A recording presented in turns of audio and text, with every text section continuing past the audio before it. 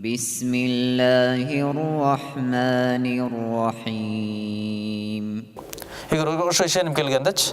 Ошон үчүн пайгамбарыбыз алейхиссаламдан да келип сураган, "О Алланын элчиси, иман деп эмнени айтабыз?" десе, пайгамбарыбыз айткан, "Иман деген бул ихлас" деген. Иман деген бул ихлас деп жооп берген да. Калыс Алла үчүн кылып калуу ушунун атына иман деп айтат деп. Эмне үчүн? Се иман эмне? Иман жакшылык, жамандык Алланын колунда деп ишенүү. Иман Алла кааласа гана мен разы бактылуу боло алам, Алла кааласа гана мен бактысыз болом. Башка эч кимдин, эч нерсенин колунда эмес менин бактылуу бактысыздыгым деген ишенимди иман деп айтат да. Кимде ким эгерде өзүнүн дүйнө ахиретинин ийгилигини Алладан деп биле турган болсо, ал адам эч качан бирөө үчүн, бир нерсе үчүн иш кылбайт да. Ар бир кылган нерсеси Алла үчүн болот. Жумушу Алла үчүн болот. Мамилеси Алла үчүн болот. Жылмайганы Алла үчүн болот. Эмнеге? Себеби ал билет, Алла разы болсо гана ал бактылуу болот. Иманы бар да. Иман адамды ихласка алып келет да. Иман менен ихлас чогуу жүрөт.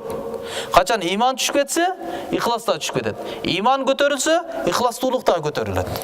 Иман түшүп кеткенде, ихлас түшүп кеткенде ушунчалык деңгээлге барып калат. Пайгамбарыбыз саллаллаху алейхи вассалам айткан: "Ман салла юраи факад ашрак." Ихлас кетти деген сөз, ихлас Алла үчүн калыс кылынбастан башка нерселер үчүн кылынып калат. Башкаларга көрүнүш керек, башкаларга жагыныш керек, ошол ниетте боло баштайт да. Пайгамбар айтат, ким намаз окуса, эл көрсүн деп туруп окуса, анда ал адам ширк кылды, Аллага шерик кошту дейт. Ваман тасаддака юраи факад ашрак. Кимде ким садака берип атат, бирок эл көрсүн деп кыла турган болсо, ал да шерик кошту Аллага дейт. Ваман сома юраи факад ашрак. Ким орозо кармады, бирок эл көрсүн деп туруп кылган болсо, анда бул адам да ширк кылды, Аллага шерик кошту дейт да. Чоң исламдагы ибадаттар ал аркылуу дүйнө ахирет оңолот, бирок рия боло турган болсо, ихластуулук кете турган болсо, анда буну пайгамбарыбыз айтат, ширкке өтүп кетет деп атат да. Элестетиңиз, күнүмдүк мамилелер өтө эле жеңил да муну бузулуп кетишичи. Ошондуктан негизи келип кыскасы кайра эле айланып келип баягы эле иманга такалат да. Жүрөккө келип такалат.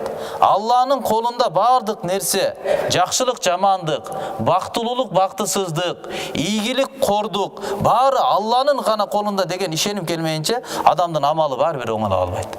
Сырткы көрүнүшү жылтай ушундай көздөрү жылтырап, жылмайып, кичипейил болуп кызмат кылып турганы менен ички дүйнөдө өтө башка максаттар жатышы мүмкүн да.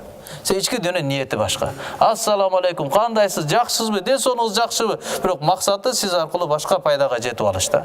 Сизди жөн эле пайдаланыш үчүн андай мамиле болуп атат. Ошондо урматтан үйдө дагы сиз менен биздин мечитте жүргөндө жакшы сопу болуп, үйгө барганда залым падыша болуп кала атканыбыздын себеби дагы ушул ихластуулук жок. Үйгө барганда Аллахты разы кылайын деген ниет жоголуп кетет. Үйгө барганда өзүбүздүн напсыбызды кенен эрктүү кое беребиз да. Ошо менен ал жака барганда кулк мүнөз да жоголуп кетип атат. Башка нерсебиз да, шариятыбызда такыр каралбай калып атат да. Ошо иншалла аракет кылалы, иманыбызды бекемдейли иншалла.